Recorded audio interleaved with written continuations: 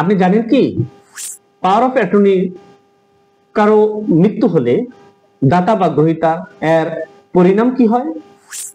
আজকে আমি এই ভিডিওতে আলোচনা করব পাওয়ার অফ অ্যাটর্নি 2012 এর বিভিন্ন ধারা উপধারায় কি বর্ণনা করা হয়েছে এবং এর পরিণাম কি বিস্তারিতভাবে। তাই ভিডিওটি না টেনে শুরু থেকে শেষ পর্যন্ত দেখুন। আশা করি এই ভিডিও থেকে আপনারা উপকৃত হবেন। ধন্যবাদ।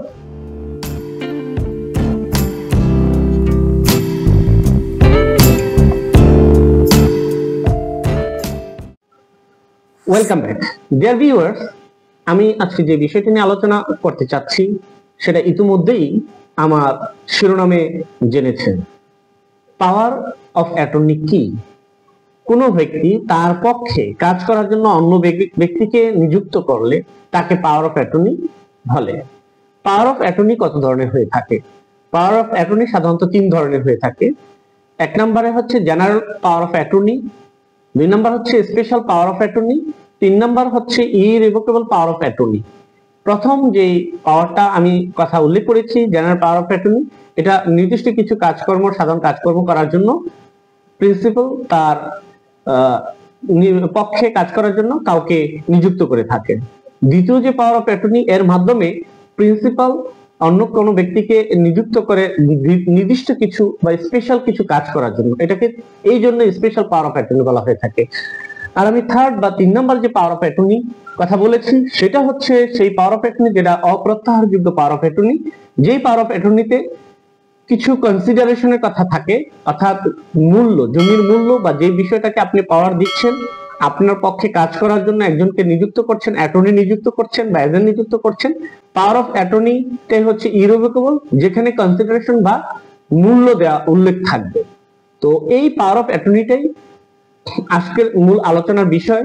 অনেক ক্ষেত্রে আমরা না বুঝে না জেনেই কাউকে আমার সম্পত্তি, সেটা হোক স্থাবর সম্পত্তি, সেটা হোক অস্থাবর সম্পত্তি, দেখাশোনা বা রক্ষণাবেক্ষণের জন্য আমার পক্ষে কাজ করার কিছু ক্ষমতা দিয়ে আমরা অ্যাটর্নি নিযুক্ত করে থাকি।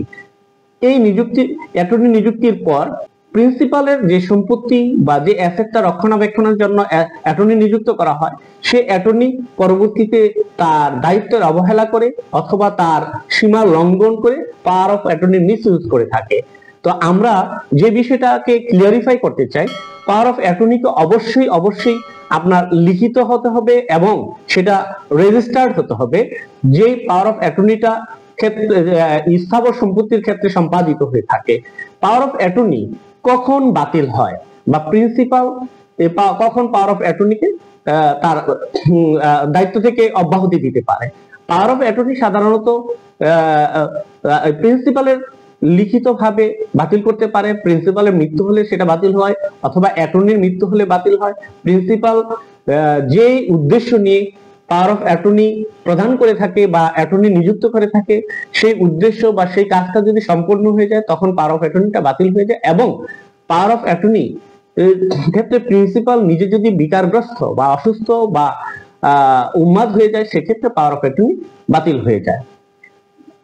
তবে এই আইনের 6(1)(c)তে বলা আছে পাওয়ার অফ অ্যাটর্নির দাতা অথবা গ্রহীতা যে কোনো একজন ব্যক্তির মৃত্যুতে পাওয়ার অফ অ্যাটর্নির স্বয়ংসম্পূর্ণভাবে বাতিল হয়ে যায়। কারণ যে পাওয়ার দিয়েছে সেই পাওয়ার দাতা যদি মৃত্যু হয় তাহলে পাওয়ার অফ অ্যাটর্নি অটোমেটিক্যালি বাতিল হয়ে যায়। এবং পাওয়ার অফ অ্যাটর্নি আপনি যাকে দিয়েছেন, অ্যাটর্নি যদি মারা যায়, তো সে মারা গিয়েছেন, যে কাজ করবে সে নিজে যদি মারা যায় তাহলে পাওয়ার অফ অ্যাটর্নিটা বাতিল হয়ে যায়।